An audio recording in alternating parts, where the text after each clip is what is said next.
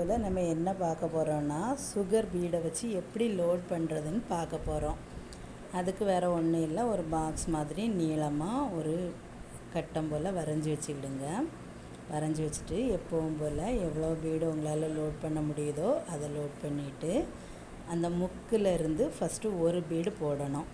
போட்டுட்டு அதுக்கு ஒரு குட்டி லாக் போட்டுட்டு அந்த லாக்லேருந்து அப்படியே தொடங்கின இடத்துக்கு திரும்ப வெறும் நூலை அப்படியே கொண்டு போகணும், ஒரு லூப் மாதிரி, பீடு போடாமல். அது எதுக்குன்னா நம்ம போடுற ஒவ்வொரு பீடும் ஸ்ட்ராங்காக இருக்கிறதுக்காக.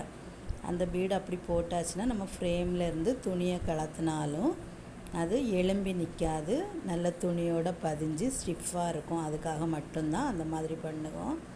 கண்டிப்பாக இப்படி தான் பண்ணணும், தொடர்ந்து பீடை போடக்கூடாது.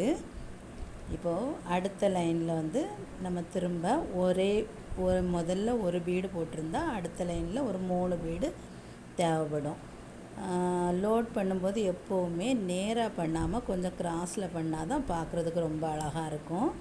எப்போவுமே கிராஸாகவே பண்ணுங்கள். 3 பீடு போட்டதுக்கப்புறம் திரும்ப அதே மாதிரி வெறும் நூலால் ஒரு பெரிய லூப் எடுத்து தொடங்கின இடத்துக்கு கொண்டு போய் அங்கே லாக் பண்ணிவிட்டு திரும்ப பீடை லோட் பண்ணணும்.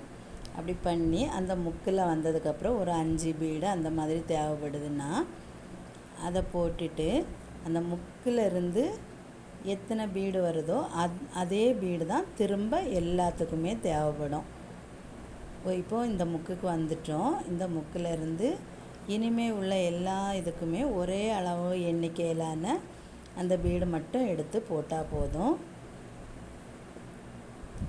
இதே தான் நம்ம திரும்ப திரும்ப பண்ண போகிறோம். லோட் பண்ணுறோம், லாக் பண்ணுறோம், திரும்ப தொடங்கின இடத்துக்கு வெறும் நூலால் ஒரு லூப் கொண்டு போகிறோம். தொடங்கின இடத்துலேருந்து தான் திரும்ப பீடை லோட் பண்ணோம். இவ்வளோ தான். திரும்ப திரும்ப நம்ம இதே தான் பண்ண போகிறோம். இந்த பாக்ஸை முடிச்சுட்டு இது எப்படி வந்திருக்குன்னு நான் காட்டுவேன்.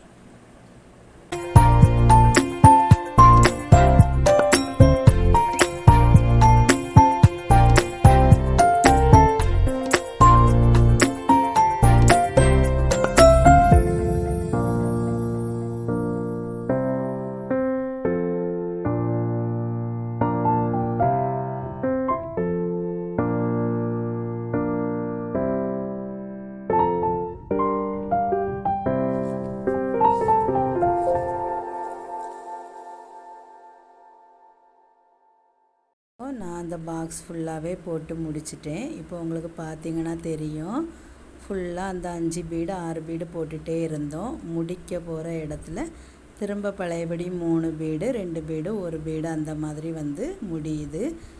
கிராஸாக போட்டிருக்கும்போது எவ்வளோ அழகாக இருக்குன்னு தெரியும். நேராக போட்டோன்னா கண்டிப்பாக இந்த அளவுக்கு லுக் இருக்காது. இப்போ பார்த்தீங்கனாலே உங்களுக்கு தெரியும், இதை ப்ளவுஸோட நெக்குக்கு பார்டராக யூஸ் பண்ணலாம். இதை விட கொஞ்சம் பீடு குறைச்சி 4 பீடெல்லாம் போட்டாச்சுன்னா ரொம்ப அழகாக இருக்கும். ப்ளவுஸோட நெக்குக்கு யூஸ் பண்ணி பாருங்கள்.